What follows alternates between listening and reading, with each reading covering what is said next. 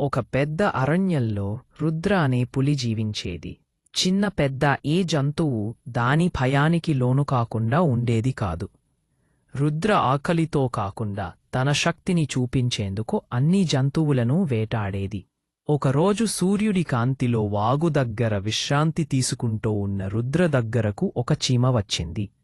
అది మృదువుగా అడిగింది, పులిరాజా, ఎందుకీ క్రూరమైన వేట? ఈ అరణ్యంలో అందరికీ సరిపడా ఆహారం ఉంది కదా. రుద్ర ఆ మాట పట్టించుకోలేదు. వెంటనే ఒక చిన్న కుందేలను పట్టుకుని తన భోజనంగా చేసుకున్నాడు. అలా దాని భయంతో అరణ్యం నిశ్శబ్దమైంది. పక్షులు కూడా పాటలు ఆపేశాయి. ఒకరోజు పక్క అరణ్యం నుంచి వీరని పేరుగల ఒక సింహం వచ్చింది. అది రుద్రను చూచి దయలేని శక్తి బలహీనత మాత్రమే అని చెప్పింది. ఆ మాటతో వీరిద్దరి మధ్య ఘోర యుద్ధం జరిగింది.